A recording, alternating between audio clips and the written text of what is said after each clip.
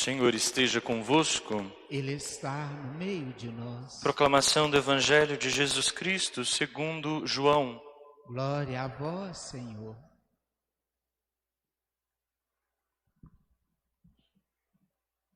Naquele tempo, Jesus foi para o outro lado do mar da Galileia, também chamado de Tiberíades. Uma grande multidão o seguia, porque via os sinais que ele operava a favor dos doentes. Jesus subiu ao monte e sentou-se aí com seus discípulos. Estava próxima a Páscoa, a festa dos judeus. Levantando os olhos e vendo que uma grande multidão estava vindo ao seu encontro, Jesus disse a Felipe: "Onde vamos comprar pão para que eles possam comer?" Disse isso para pô-lo à prova, pois ele mesmo sabia muito bem o que ia fazer. Felipe respondeu: "Nem 200 moedas de prata bastariam para dar um pedaço de pão a cada um."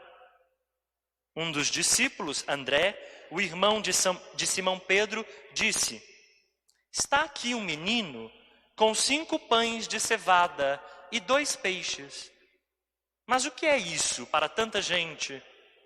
Jesus disse: "Fazeis sentar as pessoas." Havia muita relva naquele lugar, e lá se sentaram aproximadamente 5.000 homens. Jesus tomou os pães, deu graças e distribuiu-os aos que estavam sentados, tanto quanto queriam, e fez o mesmo com os peixes. Quando todos ficaram satisfeitos, Jesus disse aos discípulos: "Recolhei os pedaços que sobraram, para que nada se perca." Recolheram os pedaços e encheram 12 cestos, com as sobras de 5 pães deixadas pelos que haviam comido. Vendo o sinal que Jesus tinha realizado, aqueles homens exclamavam: "Este é verdadeiramente o profeta, aquele que deve vir ao mundo." Mas quando notou que estavam querendo levá-lo para proclamá-lo rei, Jesus retirou-se de novo sozinho para o monte. Palavra da salvação. Glória a vós, Senhor. Pelas palavras do Evangelho sejam perdoados os nossos pecados. Amém.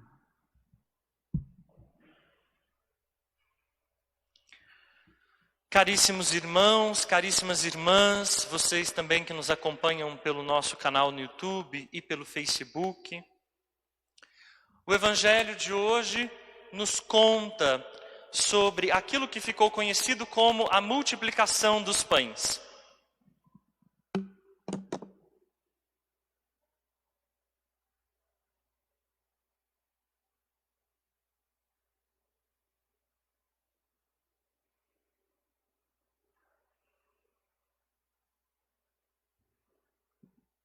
Aquilo que ficou conhecido como a multiplicação dos pães. Bom, diz o Evangelho que uma grande multidão seguia Jesus na época da festa da Páscoa. Na festa da Páscoa, a multidão devia subir para Jerusalém, ir ao templo e lá oferecer sacrifícios por causa dos pecados, imolar o cordeiro para pedir o perdão a Deus. Mas a multidão não vai a Jerusalém, não vai ao templo, ela segue Jesus. Há algo aqui que nos mostra que essa multidão já reconheceu que o templo não serve mais, que o culto no templo já se tornou caduco, que os sacrifícios de animais não agradam a Deus, e agora querem estar não próximos dessa religião de morte, mas próximos daquele que é Senhor da vida. Daquele que, seguindo, eles podem sentir vida vindo dele. Tanto é que o Evangelho nos disse, eles o seguiam porque viam os sinais que ele operava em favor dos doentes. O povo podia seguir Jesus porque entendia que ele era o bom pastor. Que importante a gente pensar isso desde o início. Enquanto no templo mata-se o cordeiro, a multidão segue o bom pastor. O pastor que de fato cuida de suas ovelhas. Esse é Jesus Cristo. A nossa pergunta deveria ser de cara a esta: se seguimos este pastor? Porque muito provavelmente nós podemos nos desviar dos caminhos, nos prender à religião, a uma religião que é geradora de morte e não de vida, a uma religião que ainda exige sacrifícios, a uma religião que ainda oprime ao invés de ser libertadora. Jesus leva o povo para um lugar longe de tudo isso, distante disso, como um pastor que encaminha o povo, que ajuda o povo a se libertar. Depois, quando a multidão está faminta, Jesus percebe isso. Pede que todos se sentem. A postura de quem se senta é a postura de quem está livre. Aquele que serve é aquele que se põe a serviço deste homem livre, do ser humano livre. É Jesus Cristo quem vai servir a multidão. Seus discípulos vão servir a multidão. O Evangelho é muito perspicaz. Ele chama este povo de multidão até o momento em que eles se sentam. Quando eles se sentam, já diz que são 5.000 homens. O que confere dignidade, o que confere liberdade, é, portanto, que o Senhor vá dar de comer a este povo. E o que Jesus dá de comer? Nós podemos nos enganar achando que é só pão. Nós podemos nos enganar achando que Jesus enche barrigas. É também isso. Essa é uma preocupação de Jesus. Quando Jesus toma os 5 pães, ele dá graças, porque o pão é dom, e é dom abundante. Onde não há pessoas egoístas que se apossam do pão, mas entendem que ele é dom, que pode ser partilhado, não há fome. Onde há partilha e justiça, não há fome. E só há fome e miséria porque há egoísmo e há indiferença. E há quem guarde os pães só para si e não os entenda como dom. Além disso, Jesus dá outra coisa de comer. Ele dá a si mesmo.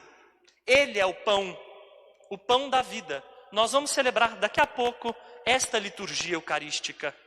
E na liturgia eucarística nós nos lembramos justamente disso, de que Jesus é o pão que nos alimenta, o pão que nos sacia. A segunda pergunta, portanto, é essa. Depois de perguntar se seguimos Jesus, precisamos perguntar se estamos nos alimentando de Jesus. Estamos nos alimentando dessa vida, que é pão, do que Ele faz, do que Ele diz, de sua palavra e de seu gesto, de sua misericórdia, de seu cuidado com a vida, de sua preocupação para com os doentes, de seu cuidado de pastor, de sua religião que liberta. Estamos nos alimentando desse Cristo? É este o pão do céu, o próprio Cristo e sua vida. Toda vez que a gente come do pão eucarístico, a gente está comendo a vida do Cristo, para a gente se tornar parecido com Ele.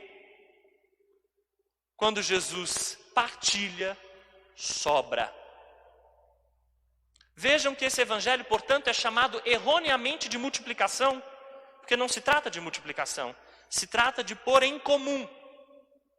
O Papa Francisco tem lembrado muitas vezes, partilhar o pão não é comunismo, mas é o sinônimo do cristianismo mais puro. Quando a gente é capaz de vencer os nossos egoísmos, de vencer a nossa preocupação só com a nossa própria barriga, a nossa preocupação só com a nossa própria vidinha, quando a gente deixa a mesquinhez, que é pensar só no próprio umbigo, e alarga o nosso olhar.